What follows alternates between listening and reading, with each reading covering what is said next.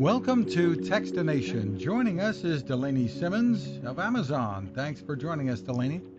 Thanks so much for having me, Fred. And we're talking about today what's going on with cord cutting, an awful lot of it, and the binge watching, which of course is related. I understand the statistics show that nearly a third of all U.S. households will be without cable TV or I guess satellite as well. We'll bundle those in by the end of this year. Yep, that's right. Over 30% of all U.S. households are expected to be streaming only by the end of this year, which is kind of a lot when you consider people are adding streaming services on top of their current cable subscriptions right now. So they're really double dipping and double paying for what they have to. Well, I guess what a lot of people wonder is, what am I going to lose if I do that? And obviously, a lot of people are thinking not a whole lot. Sure. Yeah. I mean, we're at this point now in streaming where you're not going to miss much, if anything, when you make the switch over. And we hear that there's a lot of fear of losing live sports, news, and even Bravo is one that we hear quite a bit. People want to be able to watch their Real Housewives. But there's a streaming solution out there for everyone. There's services like Sling TV, PlayStation View, Hulu with live TV. We have YouTube TV coming to Fire TV at the end of this year. So there's really live streaming services that give you all the channels you want, and you'll be able to watch all the sports and all the live news right when you would otherwise if you had cable. Doesn't feel like a big difference when you switch over. So are they really going to save money? What are the statistics showing? Sure. Yeah, we see it's really personalized. So when I did it a couple years ago, I ended up saving around $75 a month. But you could save anywhere from $20 to $200 a month, depending on what packages you have today with your cable, and how much it's going to take to hang on to your internet, because you're going to want to call up and hang on to your internet package. But it really depends on what you want. If you want to add live TV and sports to your streaming, like with services like Sling, you might be paying a little bit more. If you're willing to go all on demand and all binge watching, like you said, you can really save a good chunk of money. But we do find that regardless, people save even just $20 a month. So you do have to do your research and look into it and see what's going to be right for you and your family. And what about channels like PBS? Are they yet available? Because they've been kind of late to the game in terms, it seems anyway, in terms of being part of the packages. Sure. Yeah, PBS actually does have an app on Fire TV that's available, so there's a bunch of free content in there.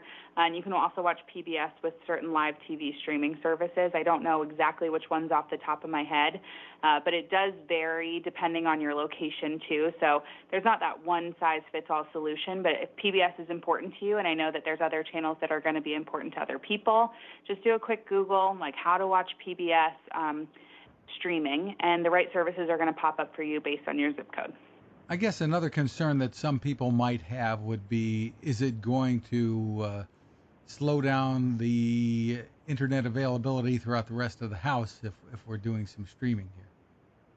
Yeah, it depends on how many TVs and how many devices you have connected to the Wi-Fi at the same time. But if you're already using services like Netflix and Prime Video on your TV, which most people are with their smart TV or a Fire TV device, they don't really see a huge difference by upgrading one or two more TVs without cable. But you do want to test your speeds. You want to make sure you have what you need. If you go to Amazon.com/freeyourtv, we actually have some information about Wi-Fi speeds and which services you're going to need and that are going to be right for you, which devices might be right for you and your family based on the content you want to be able to watch and the devices you already have in your home today. So it does involve a little bit of research, but once it's all set up, you're going to be saving some money. You're going to be free of those annual contracts. I don't know if you've opened your cable bill up recently, but mine always seemed to go up $5, $10, $20 a month, and I never really knew why. I was stuck in that contract for years, and I just felt like I didn't have any control. So streaming really adds that flexibility to your entertainment system. And I guess it can add to some portability, too. Yes, I actually bring my Fire TV with me every time I travel. So I'm in New York right now from Seattle, and I brought my Fire TV. We upgraded the hotel TV, which I always find are kind of a nightmare to navigate. And I can watch all my shows. I never miss a beat. Can stream all the Bachelor in Paradise I want on my Fire TV when I'm traveling. What do we know about the prevalence of binge watching today? I mean, people sometimes wind up families spend hours and hours and hours watching one show, I suppose. Yeah, I think things have kind of changed when we went from the weekly episodics to having every episode available at your fingertips. I know when the new season of Stranger Things came out, I spent a good chunk of a Saturday after 4th of July watching all the new episodes. But I don't think that much has changed from where we used to channel surf for hours at a time. Things have just sort of changed in the way that we consume one show, for example. But I don't have any statistics other than I know that every once in a while it's nice to turn my brain off and have a good time with some Netflix. And there seems to be so much more good original content from obviously Amazon and other services too that have become really popular, taking a lot of business away from traditional broadcasters, I suppose. Yeah, I think that's where we're seeing this shift. Is that the original content has gotten so good, from The Boys, which is a new Prime original, to The Handmaid's Tale, and these are all shows that you're not going to be able to watch on cable. They're not streaming on any cable channels. You do have to switch over to an app. So once you're done toggling inputs, you're already over to your Fire TV input, and you kind of get stuck there because everything you need is right there at your fingertips. So losing that channel input, I think, can help people feel really free, but that original content is really the draw, and I think why people are exploring more and more the streaming option. And as you mentioned before, things have kind of been ironed out between Amazon and Google in terms of the YouTube content, etc. Yeah, we're very excited to have the official YouTube app back on Fire TV. The YouTube TV app is coming later this year in addition to the YouTube Kids app. So there'll be a lot of great options for YouTube fans on Fire TV.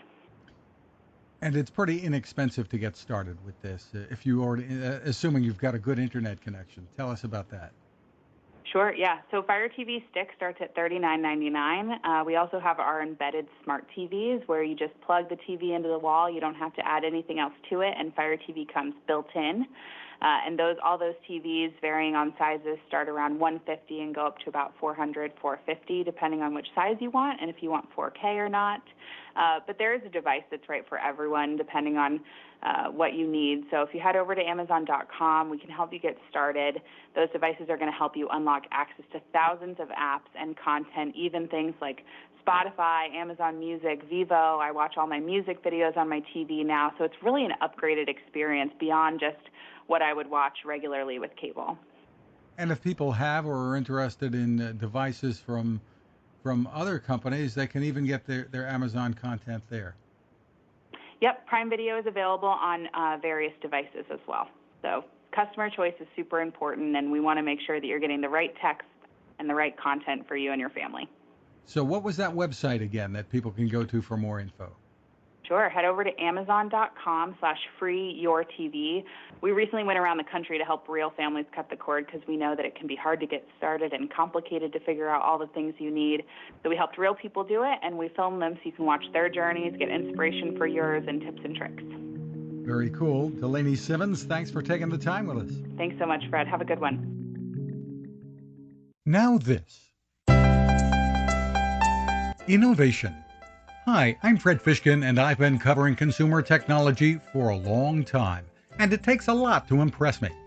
That's why I'm excited to tell you about the latest way to enjoy cooking in the great outdoors from my friend Patrick Sherwin and his great team at GoSun Stove. What if you could harness the sun to cook your meals anywhere you go, day or night? The GoSun Fusion arrives this summer using the company's tried and true reflectors and a solar vacuum tube to get you cooking without the mess of charcoal, heavy propane tanks, or smoke. And with an optional solar panel and battery storage, and the ability to plug in at home or on the road, you really can use the GoSun Fusion to cook anytime and anywhere. Want to learn more? Head to gosun.co and use the code TEXTINATION to save 10%. That's gosun.co.